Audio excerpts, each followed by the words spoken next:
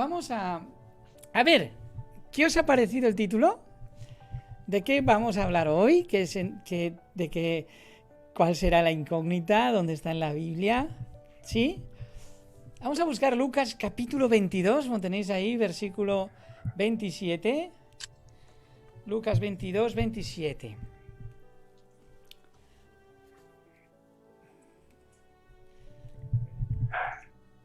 Quien lo tenga puede leerlo.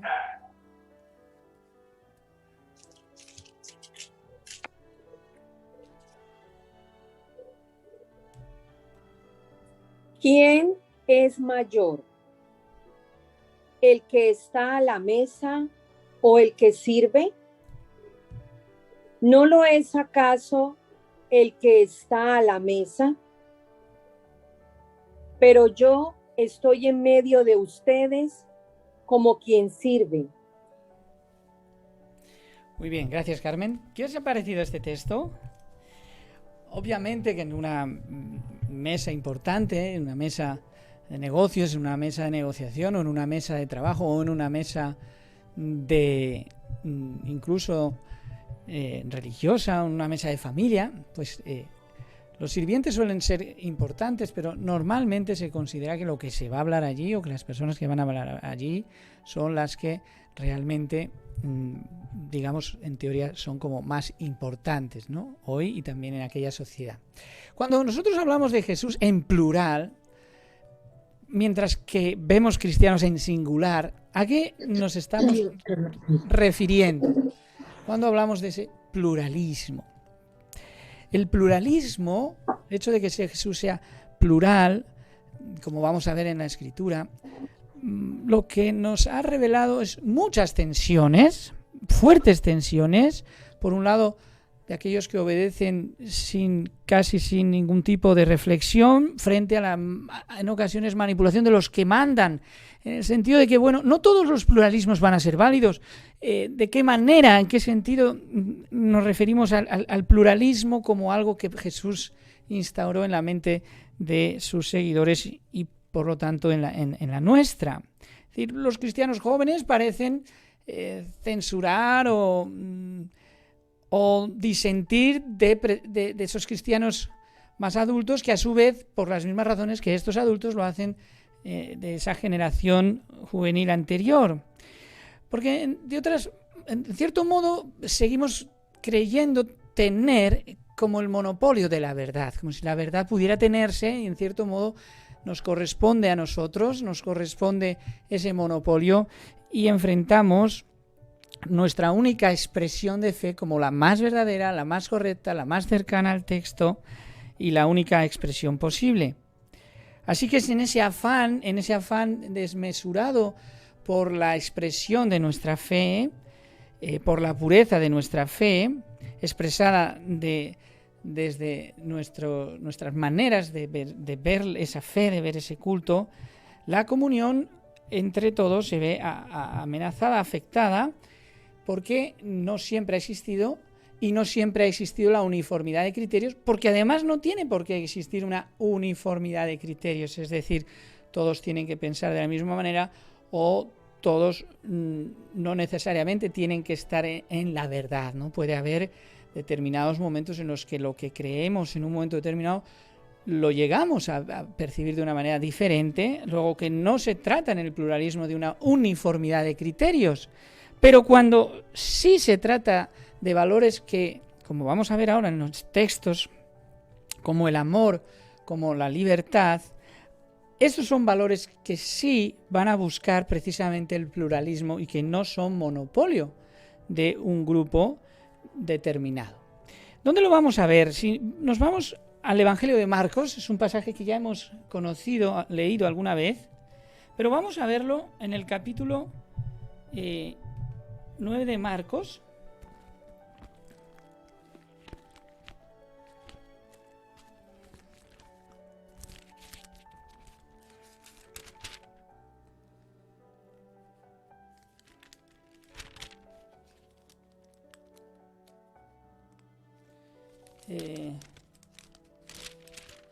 Marcos 10.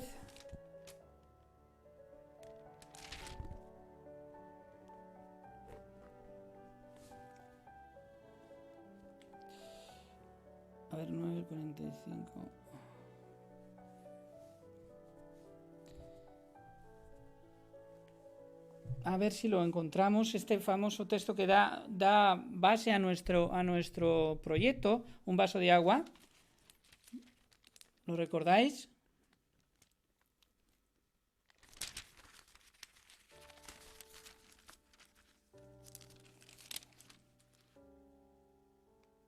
Marcos 9:41, ¿puede ser? Sí, gracias, exactamente, ahí está.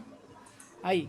Pero a partir, es un pasaje que ya conocemos, pero que Flavio Josefo, el historiador, nos dice algo interesante respecto a este tipo de exorcismos que ya existían, respecto a que fuera de Jesús, fuera del grupo, había un hombre bueno que echaba fuera demonios. A partir del 40, a partir de, por ejemplo, versículo 35, ¿vale?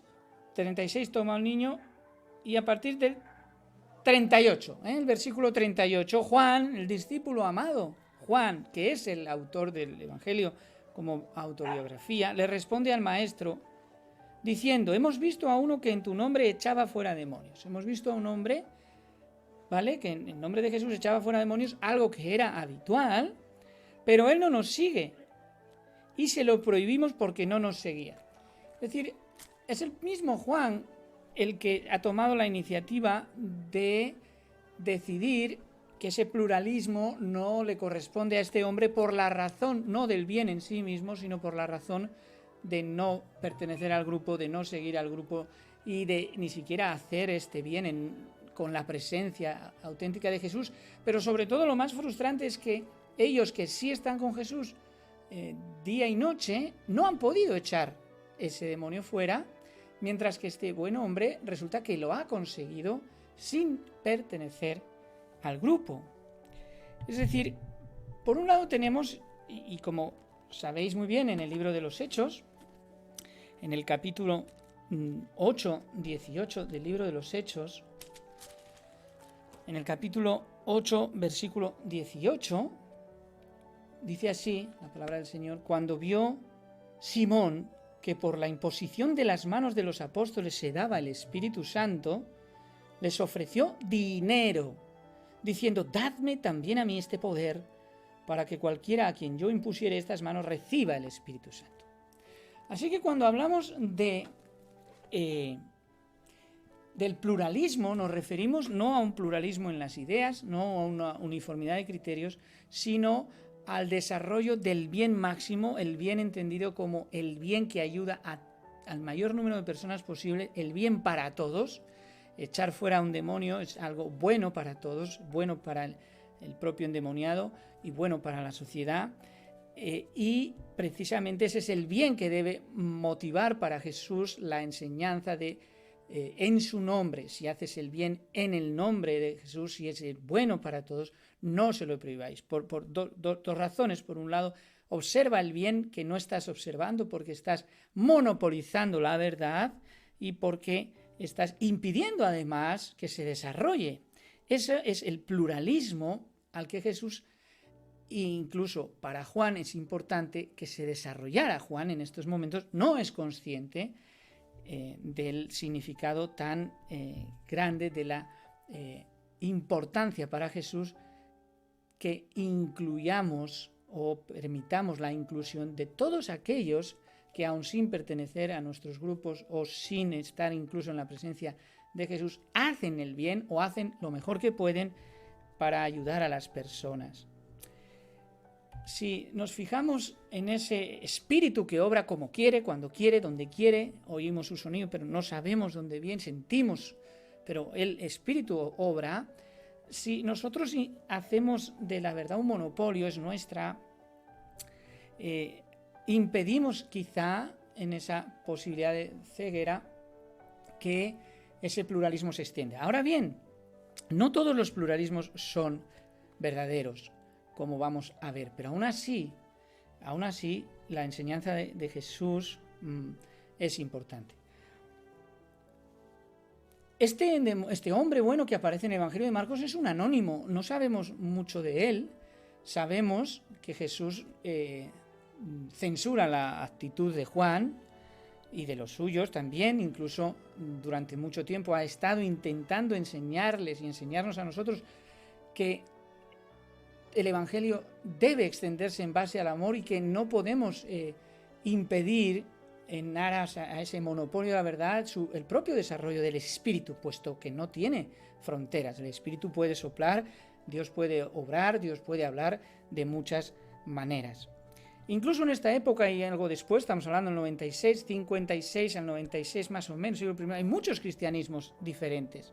Están los doqueos, los docetistas del verbo doqueo griego que mencionan un Jesús que se parece a Dios, pero que no es Dios. Están los ebionitas, todo lo contrario. Están sus pestañas, cuando Jesús pestañeaba era el mismo Dios. Entonces, había muchísimas maneras de percibir el gran impacto de Jesús. Muchos cristianismos diferentes que al final Pablo y Juan llegarán a mostrarnos ese Cristo de la fe que llega hasta nosotros, de ese Jesús histórico, de ese Jesús como personaje real, de carne y hueso, se fundamenta toda la cristología, toda la esencia de nuestra fe. Pero exige mucho tiempo y en esas luchas de poderes lo que le ocurre a Juan ocurrió después y quizá nos sigue ocurriendo hoy. Por eso, cuando nosotros utilizamos el nombre de Jesús, cuando queremos desarrollar el bien, los endemoniados huyen en el nombre de Jesús y lo hemos conseguido. ¿Cuál es la diferencia? ¿Por qué un hombre anónimo que no pertenece al grupo lo consigue y por qué alguien nada más y nada menos como Juan no es capaz de hacerlo? Estar al lado de Jesús no significa estar por encima de los demás o tener determinados condiciones, rangos que los demás, si bien es cierto, a los suyos tiene Jesús algo especial, como va a mostrarnos, pero en cualquier caso en el mundo de Dios entre vosotros no debe ser así. Entonces la ortodoxia ha disfrazado, en cierto modo, por un lado, dos de los grandes ataques, ese relativismo de la fe, una fe relativa donde, todo depende, pero esto ataca a la esencia misma del bien, a la esencia misma del bien supremo. Es decir, la fe con relativismo pierde su eficacia, pierde su poder. De hecho, Juan está relativizando la fe de este otro hombre, de este anónimo, y es un gran peligro porque a través de este relativismo podría llegar la minusvaloración de la fe o directamente el abandono de la fe. Este es un gran enemigo, un gran problema, ¿no? La razón que da Juan en el Evangelio, en Marcos, o que relata Marcos de lo que ocurre a Juan, es que no es de los nuestros, no nos seguía, se lo hemos impedido, no es de los nuestros. Juzgar de esa forma al otro impide el verdadero y exclusivo mensaje de amor que incluye a los demás. Por lo tanto, nosotros hoy también desarrollamos en esta idea del bien supremo una posibilidad de error muy parecida, ¿no? Nuestras iglesias son las mejores, las iglesias de los demás, pues si tienen éxito, pero no siguen la verdad, es por obra del enemigo, pero las nuestras no, nuestros pecados son faltas, las de los demás son terribles negligencias. En cierto modo, la protesta de Juan se basa en el egoísmo, o se basa del grupo, se basa en la competencia, se basa en el miedo a perder esa entendible cercanía con Jesús. No, Jesús, estamos contigo, los demás nunca van a entendernos. Pero para Jesús lo importante es que el bien de Dios, el bien supremo, se desarrolle. Y para que se desarrolle todo el mundo, y de muchas maneras, no debemos ser frenos a esos valores del bien supremo que, como vamos a ver, no significa que todo vale y que todos los pluralismos tengan que ser aceptados o aceptables. Así que Jesús ya había explicado varias ocasiones cómo es su reinado. Jesús ha intentado con sus propios actos, sus propias demostraciones, la extensión, la apertura de mente, la apertura al mundo, pero ahora bien, y lo demuestra en este anónimo, sin ser del grupo, nosotros cómo nos manejamos con el pluralismo. Porque los propios discípulos, parece ser que el estar con Jesús físicamente, cercanamente, escuchándolo, comiendo con él, no les ha permitido entender a este otro hombre. Más bien lo contrario, le parece como si no ha servido la cercanía al maestro, la cercanía física, en esos momentos. Entonces los discípulos realmente necesitan ayuda porque no entienden que todo lo bueno en el nombre de Jesús, todo lo que es bueno, todo lo que es servir a los demás, incluso aunque no sea una iglesia, incluso aunque no se base en un momento determinado en una creencia, incluso dentro de valores muy contrarios a los nuestros, puede ser una manera de ser un Jesús plural, anónimo y plural, y no un cristianismo singular. Por eso, estar de parte de Jesús, o estar al lado de Jesús, o estar con Jesús, es fundamental entenderlo en clave humanista, en clave humana. Es decir, somos seres humanos antes que seres religiosos. Y Jesús es antes que cualquier iglesia. Jesús es sin renunciar a esa iglesia, porque la iglesia es ese llamado y ellos no van a renunciar, van a generar realmente el movimiento más importante a partir de Jesús, es el cristianismo, pero es siempre antes Jesús. Y siempre antes que un ser religioso somos seres humanos, caídos, pero seres humanos. Así que en esa lucha de poderes, en ese intento por mostrar nuestro poder, nuestra cercanía al maestro, cómo lo conocemos, cómo para nosotros son estas cosas importantes, no para los demás, nuestra debilidad se hace más y más patente frente a la dificultad de entender al Espíritu y de entender cómo obra el Espíritu. Por eso la evangelización no es un acto de proselitismo, ni es un acto de captación, sino que es un acto de siembra. O puede ser captación. Es un acto de siembra, pase lo que pase, después el bien supremo, ese bien es el corazón mismo de Dios y no puede ser monopolio de un grupo ni de varios. Jesús es más que la iglesia y no deberíamos descalificar a los demás que hacen todo lo que pueden a veces, incluso no sean creyentes. Antes somos seres humanos y cuando miramos a un ser humano debemos ver a Dios. Todos podemos encontrarnos en nuestra situación caída y encontrar a Dios en su llamado, en lo que es común en el ser humano. Si no está con nosotros, dice Jesús, si no está contra nosotros, está con nosotros. Y si cualquiera que en mi nombre da un vaso de agua, no perderá su recompensa. Somos esa voz de Dios, el ser humano clama, y ese Juan, discípulo amado, pretendía callar a un hombre bueno, lo pretendía silenciar. No podemos juzgar por la cosecha, sino por las semillas que plantaste. Fructifiquen cuando fructifiquen. Por poner un ejemplo, para pasar a nuestra demostración de este pluralismo en Jesús. Había un cura de un pueblo que recibía las oraciones del pueblo y acudía a un bosque y acudía a una oración secreta. Y Dios escuchaba esta oración y ayudaba al pueblo. Pero murió este cura. Y entonces apareció otro cura que conocía el lugar del bosque secreto, pero no recordaba la oración. Y acudía al bosque y pedía por su pueblo, y el Señor escuchaba la oración de este pueblo, aunque no se acordaba de esta oración. Pero también murió. Apareció un tercer cura que no recordaba ni dónde estaba el bosque, ni cuál era la oración que había que realizar, pero el Señor escuchaba a este tercer cura la petición o la necesidad de su pueblo o del pueblo que clamaba. Pero también murió. Apareció un cuarto cura que no era ni cura, ni era santo, ni oraba, ni tenía el bosque, ni había encontrado nada, y decía el Señor: mira, Dios, esta pobre gente es tan ignorante que clama a ti, y tú, que eres todopoderoso, ni siquiera te dignas a ayudarles. Es una verdadera vergüenza cómo te dignas a llamarte Dios y no hacer nada por nosotros? Y el Señor escuchaba esta queja y ayudaba al pueblo que clamaba.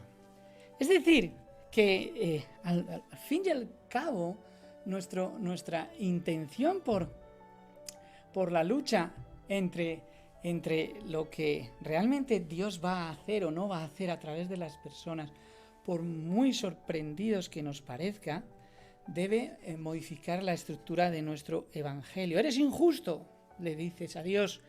Yo no soy como los otros, esa gente no me importa en el fondo, haz con ellos lo que quieras. Y Dios escucha esta oración, que no lo es una no oración, pero lo escucha y ayuda al pueblo, incluso. Porque Dios va a llamar de todas partes para ser semilla y fruto, porque Jesús es un Jesús plural y no un cristianismo singular.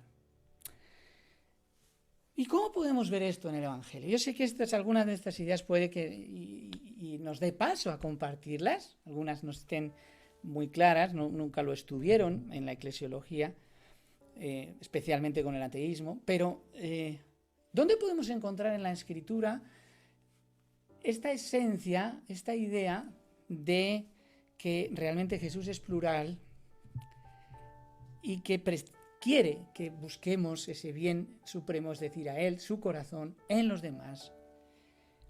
Vamos terminando con la reflexión, pero vamos a Juan capítulo 13, que dejaremos ahí la Biblia para imaginar Juan capítulo 13. Juan capítulo 13. Y hay como mínimo 3 años que Jesús ha viajado a Jerusalén. Es la época de la Pesaj judía o la Pascua. Todas las ciudades se triplican las ciudades. Jerusalén en tiempos de Jesús, de Joaquín Jeremías, habla de la enorme cantidad de peregrinos de todos los lugares. Y es un momento muy especial en el que tiene lugar nuestra reflexión, Juan 13, a partir de ahí, que dicen puede ocurrir aquí. Esto, evidentemente, estos arcos ya son construcciones posteriores, pero esto es lo que se conoce como el cenáculo, o sea, el aposento alto. Para empezar, a partir de Juan 13, lo leeremos juntos, para empezar, vemos un relato muy sorprendente porque Jesús da una señal a sus discípulos, precisamente en esta última cena, llamada última cena, donde va a aparecer un hombre con un cántaro en la frente como señal, lo cual primero es muy llamativo en Israel porque ningún hombre tiene cántaros en la frente, solo las mujeres, los niños o los esclavos. Por lo tanto, ya era una señal muy fácil de identificar y además era rico porque un aposento alto no lo tenían las personas comunes y probablemente Jesús ya se ha encontrado y ha liberado ya a este hombre, porque para ponerse un cántaro en la frente es porque realmente está libre de prejuicios ya frente a una sociedad patriarcal, machista, etcétera, y él no le importa esto. Bueno, cuando veáis a este hombre, hacerle caso y preparad para ese aposento alto donde va a tener lugar nuestro relato. Antes de la fiesta de la Pascua, sabiendo Jesús que su hora había llegado para que pasase de este mundo al Padre, es curioso cómo lo relata Juan, este mismo discípulo que hemos visto censurar a un hombre bueno, sabiendo que Jesús, lo que está ocurriendo, como había amado a los suyos que estaban en el mundo, los amó hasta el fin. Esta expresión hasta el fin es porque va a llegar el final y los va a amar hasta el final de sus días. Y cuando cenaban, y atención que nos aparece nuestro primer pluralismo, cuando cenaban, como el diablo ya había puesto en el corazón de Judas Iscariote, hijo de Simón, que le entregase, sabiendo que Jesús, que el Padre le había dado todas las cosas en las manos, que había salido de Dios y a Dios iba, se levantó de la cena. Atención porque Juan se está esmerando en muchos detalles que hablan del corazón de Jesús en esos momentos. Estaba llegando al final, va a ocurrir algo, se menciona obviamente después de que ha ocurrido la historia, cuando ya se sabe lo que ocurrió con Judas. Pero fijaos que Jesús se levantó de la cena. Bueno, vamos a ver el contexto. Israel, estamos en la época de las abluciones, en las épocas de las ceremoniales, muy limpias las casas, precisamente por la Pascua. La Pascua judía es la fiesta más importante para el judaísmo, que revela la liberación de Egipto hacia esa tierra prometida. Y es obvio que todas las familias no se celebran en el templo, no se celebra en la sinagoga, se celebra en las casas. En este momento, pues todas las casas están muy limpias, muy purificadas. Y aquí lo que es extraño del texto es que normalmente el relato ocurre, lo que va a ocurrir a continuación solía acontecer al principio de la cena, no cuando van a cenar, es decir, antes de empezar todo. Sin embargo, en el relato es Jesús que, y nos da muchos detalles, se levantó de la mesa, se quitó su manto, versículo 4, Juan 13:4. Se levantó de la mesa, se quitó su manto y tomando, ¿qué? Una toalla. Una toalla, se la ciñó. Qué curioso que Juan se explique cada detalle. O sea, quita su manto, se pone la indumentaria de un esclavo, porque esos mantos, para hacer algo Jesús, se quita su vestimenta, coge una toalla, se la ciñe, luego pone agua en un lebrillo. Un lebrillo es una especie de canastita de barro cocida, a veces de metal. Puso agua en un lebrillo y comenzó a lavar los pies de sus discípulos. Ahí tenéis, por ejemplo, un lebrillo de la época. Unos lebrillos como pueden ser, hay muchas formas, pero sería algo así, ¿vale? Y claro, este acto es tan sorprendente, primero porque la Israel de aquel momento, pensad que las calles no están pavimentadas, son calles donde se transitan gallinas, asnos, animales de muy diversos tipos, con sus, lógicamente, orines y excrementos a lo largo de esas calles, y muy difícil sortear estos inconvenientes en unas sandalias que a su vez son sandalias muy fáciles de ensuciar, y que por eso al entrar a una casa, aún hoy, quitas tus sandalias para no manchar el hogar, o por lo menos para que los olores que desprendías pues fueran los menos posibles. Pero aún más en la ceremonia de la Pascua, todavía mucho más, porque estaban todas las casas muy limpias. Es en ese instante que Jesús comienza a hacer un acto que revela un cambio de modelo en el corazón de ellos, en el corazón de Pedro, que tomará la iniciativa, y que, aunque se hacía por hospitalidad, esto se hacía por hospitalidad, nunca jamás antes de una cena el maestro se atrevía a llegar tan lejos, ¿no? Es decir, como para levantarse de esta manera y ponerse a lavar los pies de sus discípulos. Y comenzó a lavarlos y a enjugarlos con la toalla con que estaba ceñido. Entonces vino Pedro, le dijo: Señor, ¿tú me lavas los pies? O sea, Pedro no va a entender este acto, ¿sí? ¿Tú me lavas los pies? Responde Jesús, le dice: lo que yo hago no lo comprendes, mas lo entenderás después. Pedro le dijo: no me lavarás los pies jamás. Y Jesús le responde: si no te lavare, no tendrás parte conmigo. Y es como Simón Pedro parece entender y dice: bueno, no solo mis pies, sino también todo. Jesús le dice: el que está lavado no necesita ni los pies lavarse, el que estaría purificado realmente. Todo está limpio. Y vosotros lo estáis, aunque no todos. Sabía de quién hablaba. Pero en ese proceso Jesús no excluye de lavar los pies de Judas. Y yo me imagino en ese momento tan importante para Jesús, lavando los pies tan sucios, con esos olores tan difíciles, tan simbólico, cómo llega a los pies de Judas y también los lava. Y después que ha lavado los pies de todos, dice, ¿sabéis lo que os he hecho? ¿Qué significado tiene para vosotros lo que he hecho? Vosotros me llamáis maestro y señor y decís bien porque lo soy. Pues si yo, el Señor y el maestro, he lavado los pies de vosotros, también vosotros debéis hacerlo, porque como ejemplo os he dado, para que como yo os he hecho, vosotros también hagáis. Esto tenía en relación con el texto que ha leído Carmen en la mesa. Son importantes, lógicamente, las personas que se sientan a una mesa.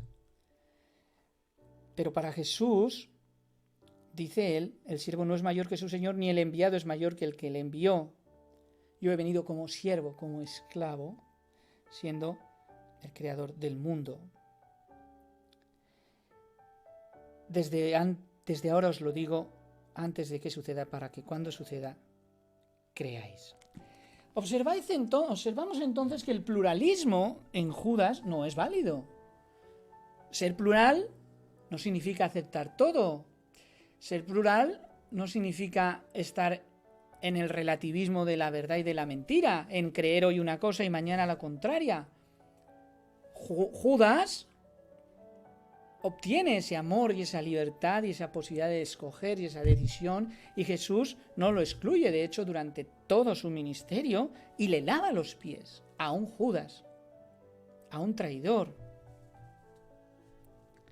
Así que la lección es tan impactante para ellos.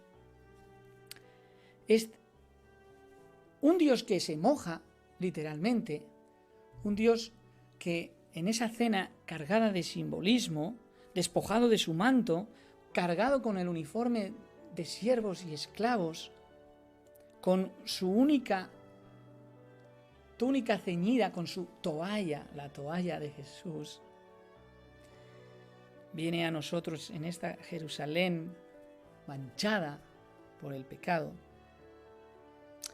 donde nuestras sandalias se han ensuciado con mucha facilidad, para enseñarnos una lección tan importante. Siempre necesitarás a alguien que te lave los pies. Y tú también lo harás. Y deberíamos hacerlo. En aquella sociedad solamente los esclavos y las mujeres lavaban los pies de los amos o de los padres.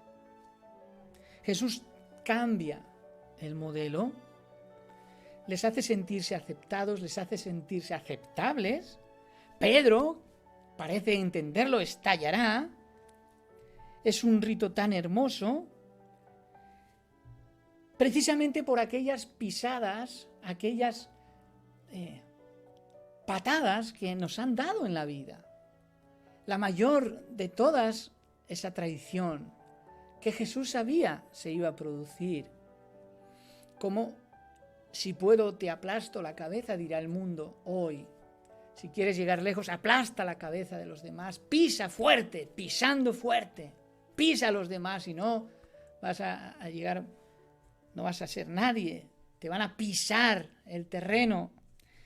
Jesús, ante esta situación actual, propone una toalla, propone lavar los pies de nuestros hermanos, pero también de nuestros no hermanos. También incluso de aquellos que nos traicionarán si podrían. El pluralismo de Jesús nos lleva a una gran verdad, y es que el bien se abrirá camino si es el bien verdadero para todos, si es el bonus supremo, el bien supremo. Pensemos cómo poder ceñir nuestra toalla. Hoy las luchas de poderes son más que evidentes. Los celos, las envidias que tenía Juan, que tenían Pedro, que tenían todos ellos, ¿quién será el mayor? Pues me toca a mí, y esto me lo reveló a mí. Es verdad que con la compañía de Jesús se obtienen cosas que no tienen los que no quieren tener esa compañía, pero eso no quiere decir que ellos no puedan echar demonios. Es más, lo que el texto nos dice es que tú y yo, que sí comemos con Jesús, puede que no sepamos echar demonios. Por eso Jesús se humilla de esa manera ante la humanidad entera, no ante un grupo de 12. ¿Saldremos a flote con esta enseñanza? ¿Mejorarán nuestras dudas respecto al improbio, a las injusticias que vivimos en el mundo religioso sobre todo y en el mundo natural? ¿Tendremos paciencia con aquellos que sencillamente no nos siguen o no quieren seguirnos o no conocen o no creen o no quieren creer o no son iglesia ni tienen una iglesia y rechazan, pero a los que debemos lavar los pies? Y si Jesús lo hizo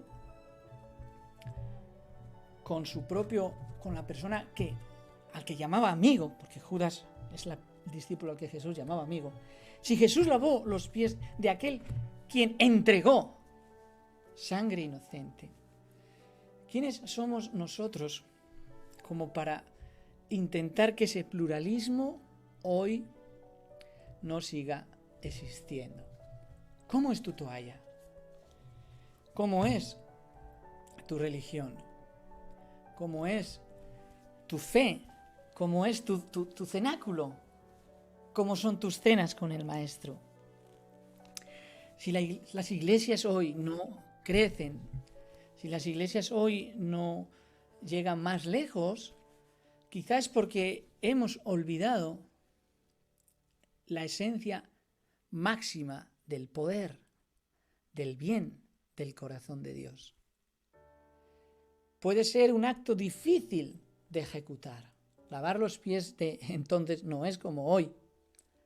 Puede ser un acto al que hoy no se le preste atención. Pero es nuestro Jesús, es decir, nuestro Dios, es decir, Dios mismo. Porque al hablar de Jesús hablamos de Dios, quien nos enseña el camino. Y un camino donde finalmente esos siervos, esos esclavos que pasan por nuestra vida, a los que hemos, sin querer o no, pisoteado, quizá puedan echar demonios. Es hora de cambiar, es hora de mejorar nuestras relaciones personales, nuestras relaciones con el mundo, sobre todo en una época como la actual, en guerra, una época convulsa, una época donde a esto no se le da ningún valor.